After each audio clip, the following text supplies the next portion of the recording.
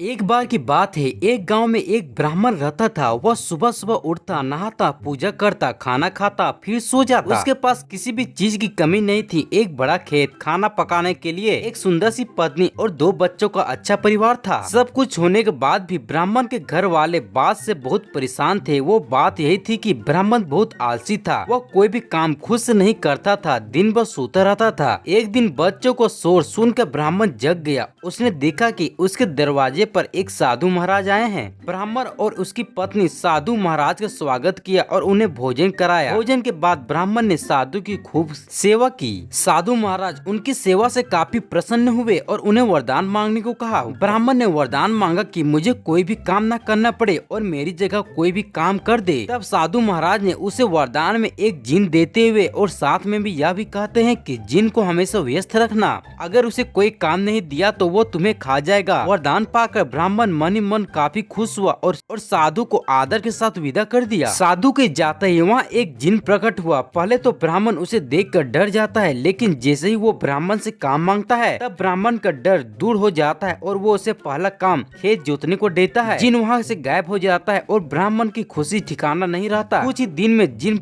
फिर से आ जाता है और बोलता है कि खेत जोत दिए हैं, दूसरा काम दीजिए। ब्राह्मण सोचता है कि इतना बड़ा खेत इसने इतनी जल्दी कैसे जोत दिया। ब्राह्मण इतना सोच ही रहा था कि जिन बोलता है कि जल्दी मुझे काम बताओ, नहीं तो मैं तुम्हें खा जाऊंगा। ब्राह्मण डर जाता है और बोलता है कि जाकर खेतों में सिंचाई करो। जिन फिर वहाँ से गायब हो जाता है और थोड़ी ही देर में फिर आ जाता है। जिन आकर बोलता है कि खेतों की सिंचाई हो गई, अब अगला काम बताइए आप। ब्राह्मण एक एक करके सभी काम बताता है और जिन उसे चुटकियों में पूरा कर देता है। ब्राह्मण की पत्नी यह सब देख ही रही होती है। अपनी पत्नी की आलसीपन पर चिंता करने लगी। शाम होने से पहले जिन सभी काम कर देता था। सब काम करने के बाद जिन ब्राह्मण के पास आ जाता है और बोलता है कि अगला काम बताइए, नहीं तो मैं आपको खा जाऊंगा। अब ब्राह्मण के पास कोई भी काम नहीं बचा जो उसे करने के लिए कह सके। उसे चिंता होने लगी और वह बहुत डर जाता है। जब ब्राह्मण की पत्नी अपनी पति को डरा हुआ देखती है तो अपने पति को इस संकट से निकालने के बारे में सोचने लगती है। ब्राह्मण से बोलती है कि स्वामी, अगर आप मुझे वरदान देंगे कि अभी आलस नहीं करोगे और अपने